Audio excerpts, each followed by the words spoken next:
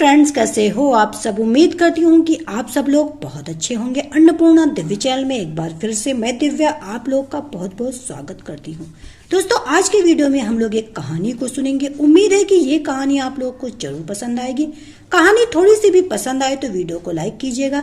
Channel पे पहली बार visit कर रहे हैं तो अन्नपूर्णा दिव्य चैनल को सब्सक्राइब कीजिएगा और इस कहानी को ज्यादा से ज्यादा शेयर कीजिएगा। तो चलिए फिर शुरू करते हैं।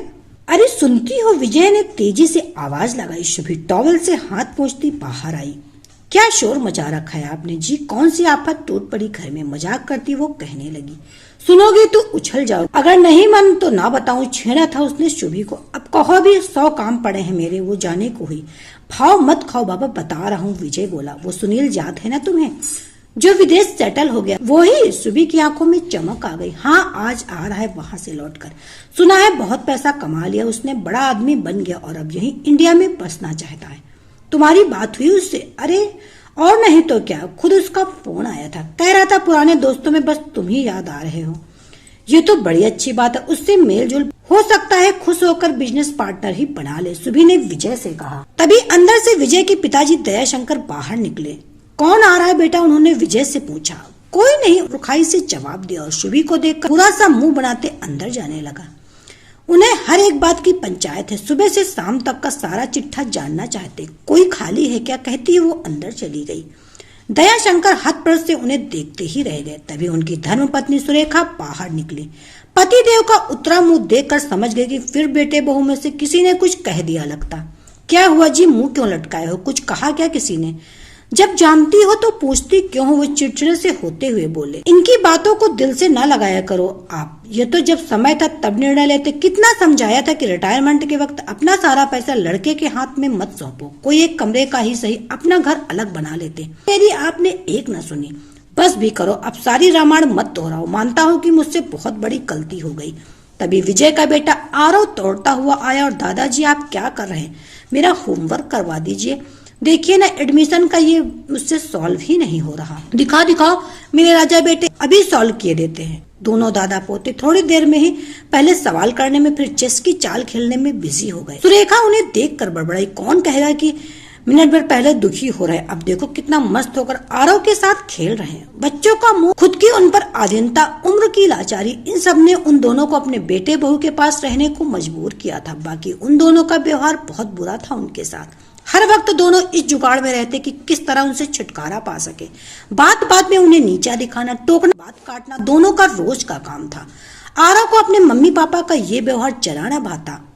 उसे उन पर बहुत गुस्सा आता था, पर छोटा था इसीलिए चुप रह जाता था। अगले दिन सुनील, उसकी वाइफ रीना डिनर पर घर आने वाले थे। सुबह से ही शुभी कुछ इटालियन और चाइनीज बनाने में जुटी हुई थी। सुरेखा जी ने कहा, मुझसे कोई हेल्प चाहिए बहू। वो व्यंग्यात्मक लहजे में हंसी। ये आपकी दाल चावल नहीं उबालना है, जो कोई भी कर ले। आप अपना और पापा जी का खाना बना लेना जब वो लोग चले जाएं।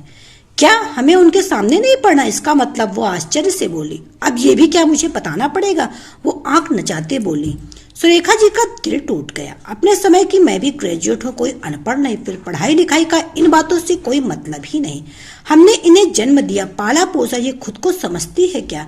विदेश से मेहमान आ रहे हैं तो क्या हम बूढ़े बुढ़िया को कमरे में बंद कर देंगे? वो कुछ कहने को ही कि दयाशंकर जी ने उन्हें अंदर बुला लिया। क्या गजब करती हो तुम, क्यों बुरा मान रही हो? आखिर हम पुरानी पीढ़ी के लोग इन नई पीढ़ी के साथ कहाँ फिट बैठते हैं? हमारे खाने पीने, सोचने रहने सबके ढंग अलग है ना। तो अब बच्चे माँ बाप से ऐसा व्यवहार करेंगे? दोनों की सोच में अंतर तो पहले भी होते थे, पर क्या ये सुलूक करते थे हम लोग अपने बुजुर्गों से? वो रोने क्यों दिल छोटा करती? नहीं तो हमेशा मुझे समझाती, आज खुद।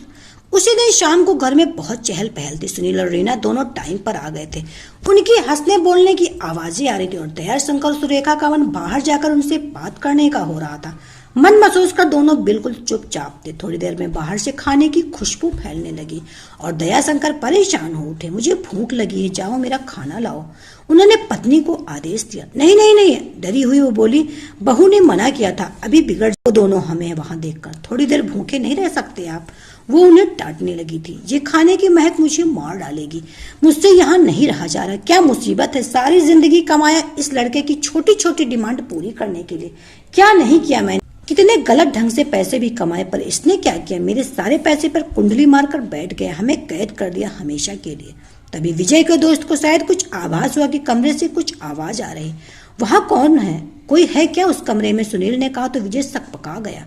वो ओल्ड पेरेंट्स से बीमार थे, उन्होंने आप सबसे देर रात तक बैठने मिलने से मना कर दिया, तो खा पी कर सो गए थे शायद।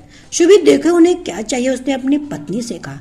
नहीं, हम भी मिलेंगे उनसे अगर वो जा। सुनील, रीना और बच्चे मचल गए। थोड़ी देर में वो कमरे में आ गए। दयाशंकर और सुरेखा थोड़ा डर गए थे कि अब बहू बेटे की नाराजगी सहनी पड़ेगी। सुरेखा कहने लगी, विजय बेटा गुस्सा मत होना, तेरे पिताजी को बहुत भूख लगी थी, इन्हें एसिडिटी होने लगी थी, इसीलिए आवाज हो गई जरा। क्या आपने भी खाना नहीं खाया? सुनील चौंका। उसने पलटकर विजय को प्रश्नात्मक नजर से देखा। अगले ही मिनट वो सब समझ गया था। ओ तो ये बात है, हाउ मीन तुम अपने बुजुर्ग माँ बाप को इस तरह सता रहे हो, डिसअपॉइंटिंग। तभी आरव जल्दी से एक थाली लगाकर लाया और दादा दादी को अपने हाथों से खिलाने लगा। विजय को भी अपनी गलती महसूस हो रही थी। उसे लगा कि सुनील विदेश में रहकर भी अपने भारतीय संस्कार नहीं भूला, और एक वो है जो चंद अंग्रेजी शब्द बोलकर अपनी पत्नी को वहां की संस्कृत के अनुसार छोटे छोटे कपड़े पहनाकर खुद को सभ्य और आधुनिक सिद्ध करता रहता। ना गिर गया था वो, जिस तरह उसका बेटा आरव दादा दादी से प्यार करता और वो उन लोगों से दूर होता जा रहा है। इस बात की क्या गारंटी कल को वो भी उनके साथ भी वैसा ही व्यवहार ना करे जो अपने वृद्ध माँ बाप के साथ कर रहा है। उसने अपने माँ और पिताजी से माफी मांगी। मैं भटक गया था पिताजी, मुझे माफ कर दो। आज सुनील ने मेरी आंखें खोल दी। अब आपको मुझसे कभी कोई शिकायत न होगी। वो मुस्कुराने लगे और कृतज्ञता से सुनील और उसकी पत्नी रीना को देखने लगे। तो दोस्तों, ये छोटी सी कहानी आपको कैसी लगी हमें कमेंट करके जरूर बताइएगा। उम्मीद है कि जरूर पसंद आई होगी। कहानी थोड़ी सी भी पसंद आए तो वीडियो को लाइक कीजिएगा। चैनल पे पहली बार विजिट कर रहे हैं तो अन्नपूर्णा दिव्य चैनल को सब्सक्राइब कीजिएगा और इस कहानी को ज्यादा से ज्यादा शेयर कीजिएगा। तो चलिए फिर मिलते हैं नई कहानी के साथ नए वीडियो में। तब तक के लिए bye bye. Subscribe now and press the bell icon. Never miss an update.